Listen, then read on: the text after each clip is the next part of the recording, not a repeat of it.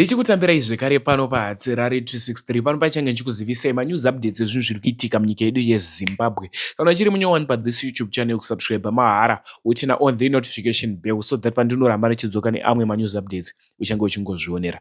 Panapo uchange uchiona manews updates ezvinhu zviri kuitika munyika yedu yeZimbabwe saka ndati subscribe, ndati like this video, ndati share this video kuhama neshamwari zvinobatsira kuti veruzhinji vange vachiona this video. Vadikani, first update randinaro ividhiyo ravarusike.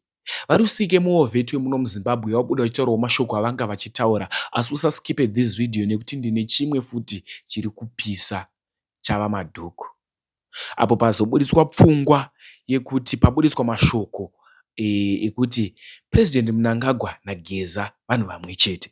So ndambokusei muchiona video ravarusike vachitaura mashoko avanga vachitaurawo pamusoro pevanhu vemuno muZimbabwe vanisiri kukwanisa kudoma nemazita avo nekuti ivo vachazvitaurira.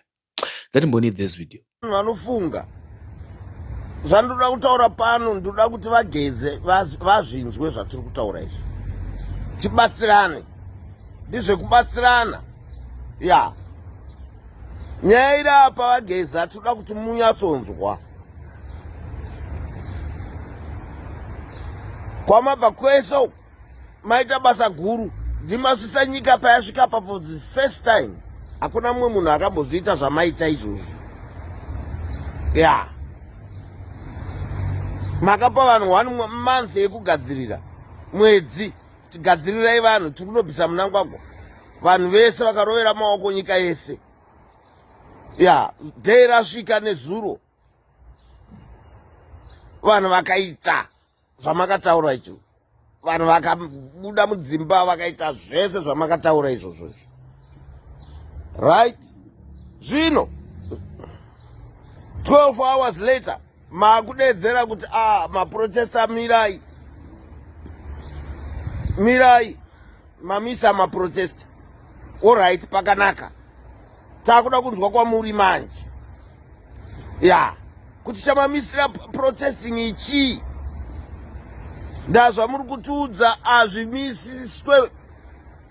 azvimisiswe protesting zvekuti mwana wanhingi achazobhomba. Aiwa ihondo yatave ndokwatave uku tamuhondo navo.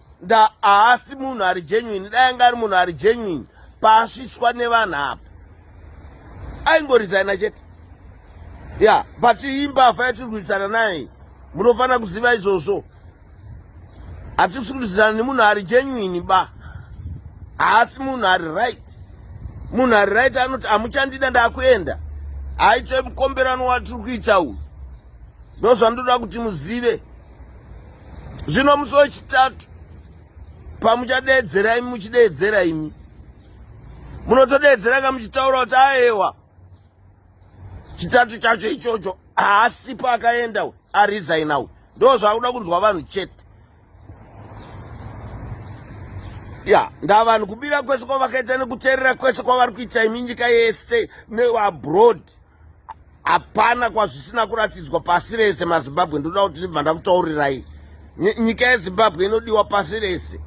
Ya pasi rese harisi kuda kunzwa chinonzi Mnangagwa. Ya news dzakaenda all over the world. Saka zvinhu izvi hazvifaniri kupera zvakadai. Tinoda kunzwa maresults musi wechitatu. Imi munofanira kutitaura kuti arisigna imi. Ya ndandimi muri padhuze, ndimi neconnection naye. Munofanira kuudza nyika ndahapana chekumisira protesting kusvikira munhu yaenda uyu.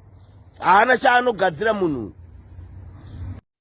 Next update ividhiyo ramadhuku. Vazhinji vanomuziva murume wandoti aine zvake iyeye ende vazhinji vanoziva ndezvake.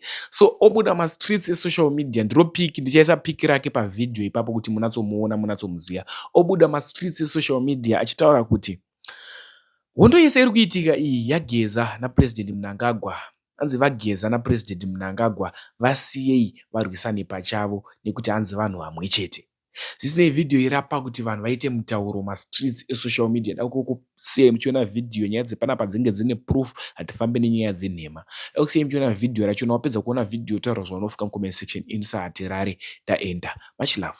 Ngezvavo pache zvavo kana uriyoita munowirirana kuti muite hatizii zvinokuda sei asi zviro zvezano pf musazomufa makazwa kuti unoti wareketa uyu une chido kudarika umweni vakafanana vanhu avo veshe vanhu vemunhu umwe unozwi chini zano pf nevari panapa vezano vakafanana nevari kureketa vavo musanetseka kuti ainitozvabva woti hai mangwana ndichadei ndoda kujoina muchizviona zvichiitika zvakafanana nekuona bhora rechitambwa